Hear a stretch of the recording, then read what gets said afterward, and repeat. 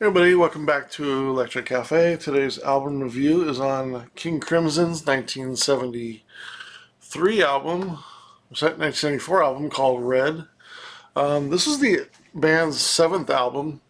They formed in UK in 1969 and had a good run for almost 10 albums through the middle to later 70s, probably around 76 or 77, I think Robert Fripp called it quits. Robert Fripp is the guitar player, and he also plays mellotron, and then also have John Wetton on bass and vocals, and then William Broford on percussion. I'm fairly new to King Crimson. Obviously, I've heard the name for many, many, many years. But one thing, living out here in Pennsylvania, my parents have lived here for um, probably about 14 years. So my brothers lived here about 15 years, and I moved up here a couple years ago. And when I come here up to Pennsylvania and just up, Pennsylvania in general, but also just East Coast, Northern East Coast, you run into a lot of progressive rock records in the northern eastern United States. It's just when you go to the record stores, it's just seems like a lot of the secondhand record stores are filled with them. And you can't help but being drawn to the artwork, and especially as somebody who likes ambient music and somebody who likes psychedelic and more on the electronic side, more psychedelic than really any kind of hippie-ish music, but or flower music from the late '60s. Talking more like your Hawkwind, your Gong, your stuff like that. You know what I mean? So I'm always down to hear some new krautrock or progressive rock and sort of try to see if I like it.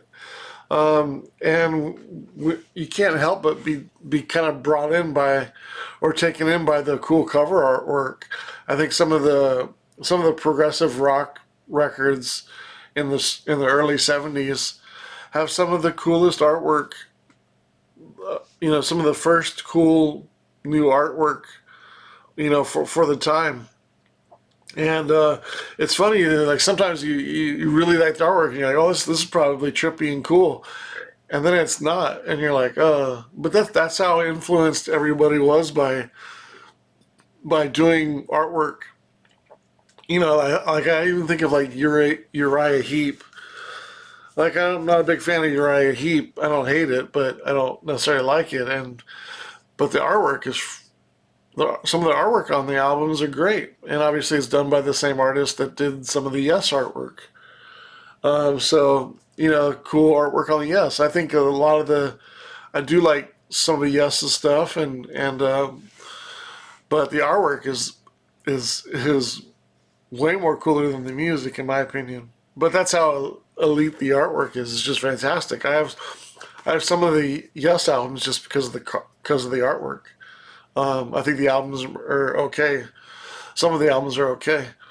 Some of the albums are good, but yeah, it's just progressive rock just really draws you in the artwork, and that's how I first got into being interested in getting to know King Crimson from a lot of the artwork. And strangely enough, Red is the album I know the most by the band. I first heard it like 5 years ago, and it doesn't have the best cover art compared to their early albums. And yeah, it's just there's only two albums that I've heard of King Crimson, and Red is one of them. The other one is the is not Starless, right? It's the I'm blanking on the name. I'm gonna look it up because I don't want to get it wrong. Because I'm a perfectionist, even though I make mistakes all the time. Um, the other King Crimson album that I've heard is uh, Starless and Bible Black, the album after this, or the album of the same year. So those are the only two albums that I know by King Crimson. I'm interested in getting to know more and just understand the music. I do have heard of Robert Fripp's name for a long time, and I have quite a few pieces with him on it. Um, I just brought out some examples. Obviously, Here Come the Warm Jets with Eno, and he was on NerveNet and Fripp and Eno. It was one of the better ones. Evening Star, Fripp and Eno there. He had a track on this special compilation back in 1993. Of course, he played with David Sylvain, and then also, he played with Peter Gabriel on his three well-respected first three solo albums, and then also even on Fair Music by Talking Heads. Gives me an opportunity to show off my collection and be a vinyl dork. So that hit all the buttons. But when I think of this album, it's a difficult. Some of the progressive rock that is on the deeper side is really. It takes quite a few listens to really kind of get your head around and try to get a valid opinion and try to understand it and try to and even trying to articulate that is even harder. And so I'll probably do a horrible job with it, but at least I can say what I like on the songs, and sort of have an appreciation that way. Because I did write a lot about the songs. There's only 5 tracks on here. When I think of the good overall of the album, the sounds, the structures, the combination of direction and a bit of jam parts and then parts that sort of veer off, but they seem to come back together very well, which is kind of a progressive rock thing. But I think this album they really did it. They're a very tight band, so I think it's like just the perfect amount of jam parts and sort of popular parts and sort of mixing the two together um, to make the I think the make the songs not sound as long as they are. Also, I mean, there's a lot of songs in here that are 7-8 minutes. Well, I mean, over 7-8 minutes, and they don't necessarily sound that long because there's a lot of changes and the changes aren't overdone with the jam parts. I guess is what I'm saying. It seems like there's a good balance of the two, and they never get really so off track that one becomes more dominant than the other. Seems like a good balance. Um, I think the lyrical songs and the instrumentals are really strong. Um, I think both of them are equally strong. My favorite song is "Starless," and then second favorite is One More Nightmare," and then One More Red Nightmare," and then my third favorite is the title track "Red." Um, on the first track, I gave it 3 3/4 stars for Red. Heavy sounds for sure. A lot of thick processing on the pedal effects and layered. The drumming's really strong. I like how it wraps up and sort of goes back to what I feel like is the main part. Kind of like what I was saying about the balance of jam and main parts. Like this, Red does a really good job of going between the two. And in some ways, Red is a very heavy guitar sound. It's probably almost verging on. I don't know. Is it sort of? I wouldn't say it's heavy metal, but it's a lot heavier than a lot of progressive rock. I would imagine. Um, Maybe it's sort of on the.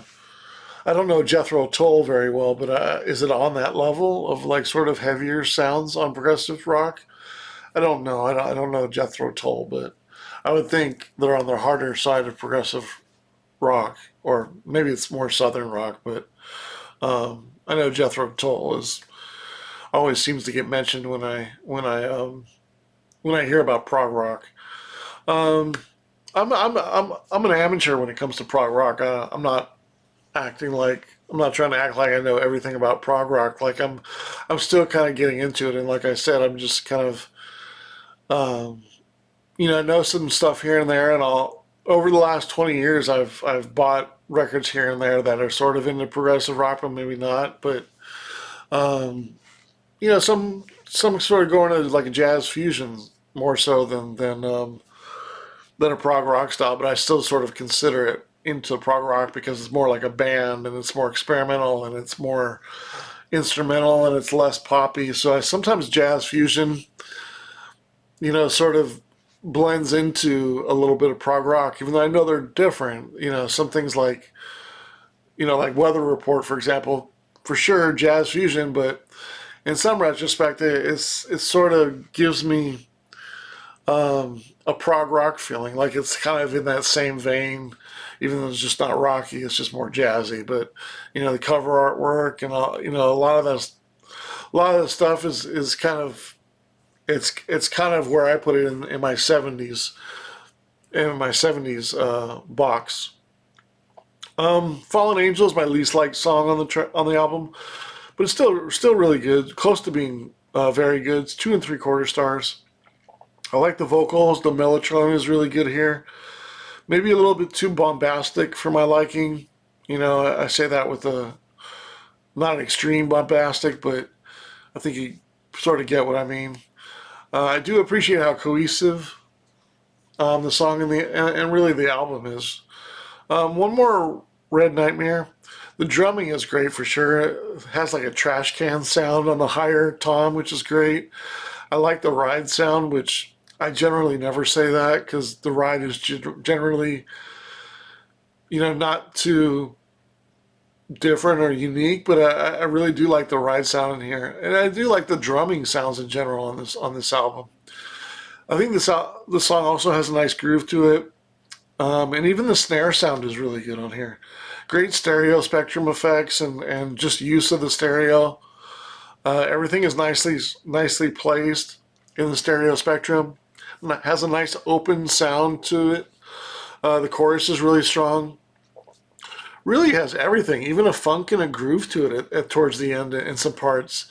That's and around 2 minutes and 20 seconds. That sort of bridge is really great too. But that's kind of what I mean to like where I think I may have wrote it in another part. Um, maybe I wrote it in the next one, but one more Red Nightmare, 4 stars. The excellent track. Um, Providence, track number 4. I guess this is sort of what prog rock is to the T in some ways. On one side, it's pretty heavy. As far as the album, one side's pretty heavy on the songs, and the second side is something kind of unusual. Like this one has a violin solo. Um, it just kind of has that balance of rock and then sort of that avant-garde sort of. We're going to be kind of noodling around with our instruments and sort of just see where it takes us and smoke a joint or something like that and figure out where we're going to go with it. Sometimes that's sort of the prog rock sort of feel, and to me, anyways.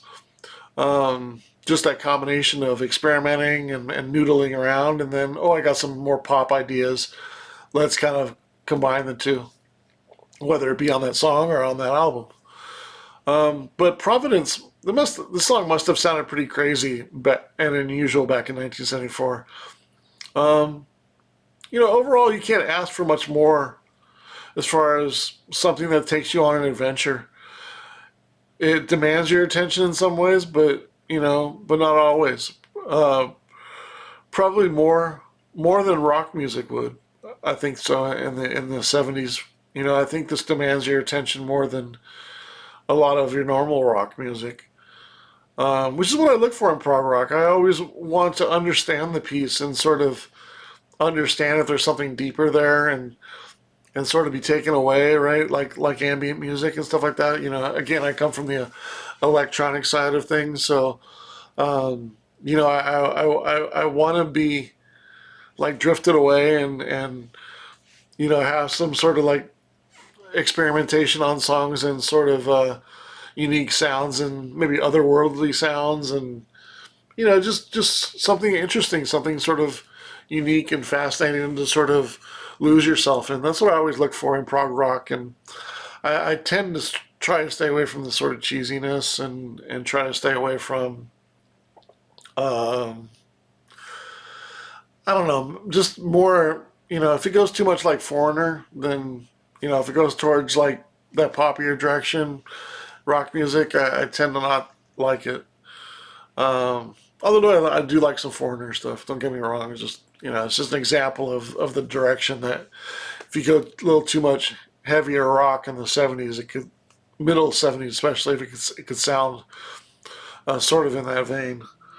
Um, 3 stars for Providence, and then the last track, Starless. I don't know. It's just a really great song. I like the melody, the guitar, the light drumming. This is more up my alley, even more so. I always wondered why Moody Blues were sort of tied into prog rock, and I kind of got the feeling that John Wetton's voice reminds me of Moody Blues. I don't know if anybody else feels that way, but I think on this track, like his voice kind of makes me think of Moody Blues. The first half of the song is fantastic. The second half is really strong as well. Um, I give it 4.25 stars. I think it's an excellent track. Um, as far as the overall opportunities of the album, nothing really. It's just a personal preference on some things that I like and some things that I don't. Uh, I think with prog rock, it's still going to take me quite a few years and quite a few listens to to rate them accurately. When I get into some deeper reviews of ambient things and krautrock and stuff like that, like especially you know it's going to be stuff that I've probably heard for quite a few years. Like I think of any ones that I did Brian Eno to start, just to sort of show how hard it is to rate ambient albums and rate deeper albums like progressive rock on the rock side. I kind of consider prog rock the ambient sort of side of rock music, and so same as electronic music, like it's gonna be hard to rate some of those albums, and you know that's why on the electronic side I'll be starting with stuff that's 20, 30, 40, 50 years old in the ambient side of albums that I know because I want to sort of understand the historical perspective of trying to rate something that is so minimal and sparse and you know non-popular and non-rhythmic and non you know it's just a I just really value ambient and I really respect ambient a lot and I really love ambient so I'd like the I like the reviews and especially the scoring to be as accurate as I possibly can. Um, because it's harder and it's harder to rate than picking up a Pet Shop Boys album and reviewing it, or picking up a Motel's record, or you know, or even something that is sort of halfway deep. Listen, it's not going to be as hard as rating progressive rock or ambient records. So I want to make sure I get it right. Case in point, I was going to part of this week I was going to review Can, and of all the 20 albums that I'm reviewing this week, this one I feel like I still need another few listens of it to rate it accurately. So when I do my review of this last 2 weeks, unless I have time tonight or tomorrow morning to listen to this again, maybe once or twice again, and sort of feel like I can accurately rate it because it's a difficult album to rate, and you know King Crimson Reds, you know King Crimson is in there as well. Um, I think it's a you know again, there's I've broken it down to 6 categories right now. I'm working with 6 categories, and I'll review those before I give the overall view, because my overall score on that, just because uh, I want you. Well, I don't know if I can get out of the screen without it going, without the video stop recording. So I'll do it off the top of my head. So I have 6 categories right now. I have shoegaze, dream pop, and indie. I have rock, which is prog rock and krautrock, and anything that's rock, and really pop in the rock category. Then I have new wave, which is new wave and new romantic. I have EBM, industrial, and goth. And then I have my electronic sections.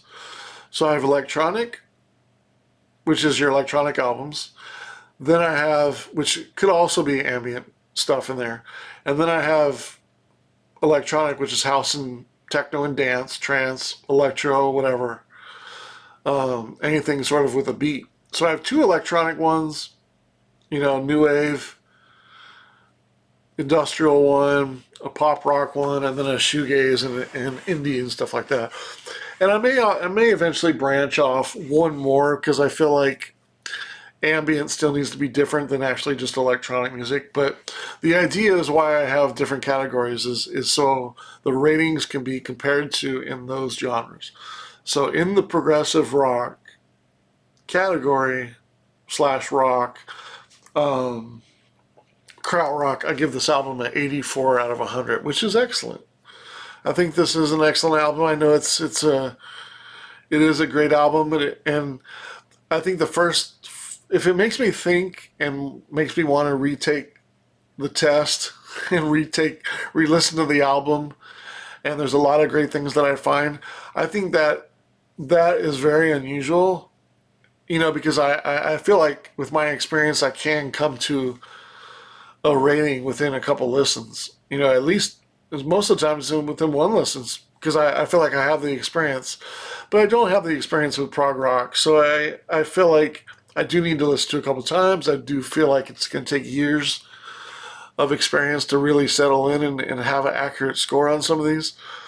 But this is kind of my first, uh, not only thinking of it, critiquing as far as scoring it, but I've only heard the album, maybe for the first time 4 or 5 years ago. So I'm a newborn when it comes to prog rock, but I do have experience listening to prog rock for maybe 20 years, you know, jazz fusion for maybe 20 years at least, But I have a background in krautrock and ambient music for 30 or 40 years, So that's kind of where I'm at in my music experience, to sort of try and understand red. I'm not doing this to be egotistical or but I'm just trying to be honest when it comes to reviewing very beloved albums that are highly regarded like this, trying to give it the respect it demands and deserves, but also putting in my opinion in it. And I do feel, again, off the start, like to want to listen to it again and to understand it more fully, and then also be wowed by it at the same time, is a really good sign that this is an excellent album. And that's what kind of confirms me to say it's an excellent album, for those 2 reasons. I can't imagine listening to this in 1974. It's so much more tight, and the band is so much more cohesive, for 1974 in prog rock than I can think of a lot of other bands, you know, um, around that time. And then I'll probably compare that to more prog rock as I listen to them. But I even compare them to like Yes in 1974, and I think I